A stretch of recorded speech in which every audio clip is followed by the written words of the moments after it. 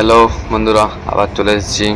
আজকের ভিডিও হচ্ছে পশ্চিমবাংলা নিয়ে। আমাদের পশ্চিমবাংলা যেটা মানে গর্বে একদম, আমরা সবাই এতটাই যে ভালোবাসি তার ধারণার বাইরে। তাও কিন্তু পশ্চিমবাংলায় কেউ থাকতে পারেনি। কারণ তো একটাই, কারণ ওখানে কাজ পাবে বলে আশা কম। পশ্চিমবাংলার ছেলে পশ্চিমবাংলাতে কাজ করে না। আমি পশ্চিমবাংলাটা চালাচ্ছি তাহলে কারা? পশ্চিমবাংলাতে জনসংখ্যা আছে, জনসংখ্যা নাই না এরকম না, পপুলেশন অনেকই আছে, একটা বেশিই আছে। কিন্তু পশ্চিমবাংলার মানুষ পশ্চিমবাংলাতে বেশিরভাগই থাকে না, অনেকে মানুষ আছে বাইরে বাইরেই থাকে। যেমন আমরা পশ্চিমবাংলার, আমরা এখন হায়দ্রাবাদে আছি। আমাদের গ্রামের তো বলতে গেলে 50% বাইরে আছে, বাকি কিছু জন যারা কিছু করে নাই তারাই ঘরের মধ্যে আছে। তো কথা হচ্ছে, পশ্চিমবাংলায় কিসের জন্য থাকতে চাইছে না? কাজ পাওয়া তো দূরে যাক, পয়সা পাতির নিয়েও টেনশন থাকে, দিবে না দিবে। অনেকে লোক আছে এতটাই চুরি চুরি চুরি চুরি চুরি হওয়ার সম্ভাবনা যে ধারণার বাইরে। তোমার পয়সা খেয়ে খেয়ে তোমাকে মেরে দিবে, তবু আর তোমার পয়সা দিবে না। কী করবে? নিজের রাজ্যকে নিজেকেই মানে চোর বলতে হচ্ছে। লজ্জা লাগা দরকার নিজেদেরকে। কী করবে বলতে, মানে নিজেদেরই খারাপ লাগে। পশ্চিমবঙ্গে এমন কোনো জিনিস নয় যেটা মানে অন্য কোনো একটা রাজ্যে থাকে, কিন্তু এখন এতটাই নিচে পড়ে গেছে যে ধারণার বাইরে। যেটা পুরো ভারতের নাম্বার 1 ছিল, সেটা আজকে সবার লাস্টে আসে। মানে কাচরার দিক থেকে নাম্বার 1 এখন আসছে। মানে রোড ঘাট এতটাই কাচরা আছে, কাচরা মানে কি ডাস্টবিন হয়ে গেছে, ডাস্টবিন একদম। পুরোপুরি সবাই কাচরা ফেলছে তো শুধুমাত্র কলকাতাতেই নাম্বার 1। মানে কাচরা ফেলার জায়গা বললে বলে নাম্বার 1 হচ্ছে কলকাতা। তাহলে 12 মাসে 13টা পূজা হয়, অন্য কোনো রাজ্যে দেখেছো? অন্য কোনো স্টেটে পাবেই না 12 মাসে 13টা পূজা। শুধুমাত্র এটা পশ্চিমবাংলাতে সম্ভব। হ্যাঁ, শুধুমাত্র পূজা পালিতেই না সব দিক থেকে এগিয়ে আছে, এগিয়ে থাকবে, এগিয়ে ছিল। কিন্তু এখন একটু অবস্থা ঢিলা হয়ে আছে। এখন না, হয়ে গেল অনেক দিন থেকেই। কখন থেকে বেশি ঢিলা? বুঝতেই পারছো, মমতা দিদি যখন থেকে এসেছে।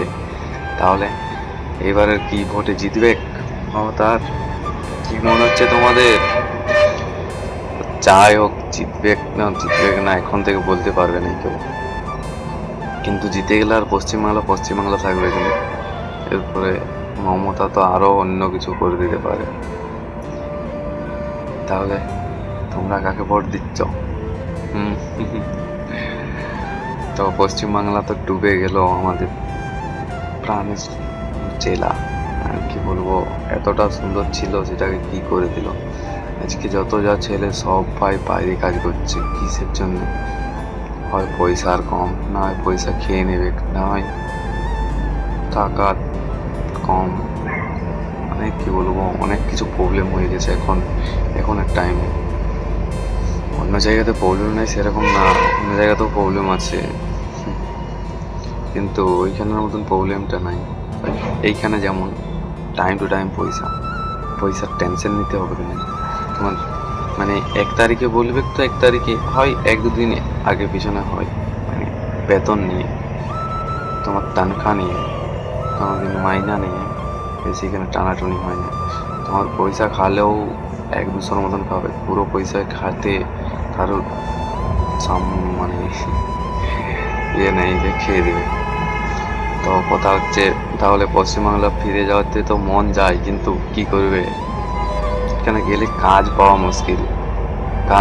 কাজ পেলেও 1 দিন পাবে, 2 দিন পাবে, 3 দিন, মানে 1 মাসও পাবে, কিন্তু তারপরের মাস কি হোক তোমার নিজেরও কোনো ঠিক নেই। তাই আর কখন বেরিয়ে যেতে হোক তারও কোনো ঠিক নেই। পশ্চিমবাংলায় অনেক অনেক অনেক অনেক গ্র্যাজুয়েট মানে ছেলে আছে, গ্র্যাজুয়েট মেয়ে আছে, তারাও কিন্তু কাজ পাচ্ছে না এখন পশ্চিমবাংলায়। তারাও ঘুরে বেড়াচ্ছে, বাইরে বাইরে ঘুরে বেড়াচ্ছে। কি করবে? কাজই নেই।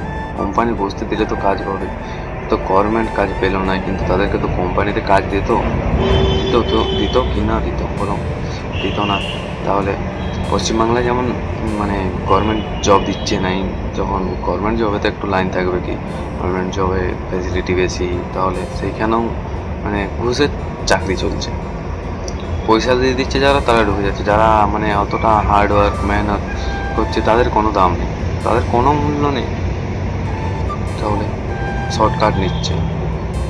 আর যারা খাটছে দিন রাত, তাদের কোনো মূল্য নেই, তাহলে কি করে চলবে? সেই করে তো সবাই বাইরে চলে আসছে, দেখছে হবে কি নাই। তাহলে আজকের মতন এত দূরেই থাক, মনে হয় 5 মিনিট হয়ে গেছে, দেখে নি একবার।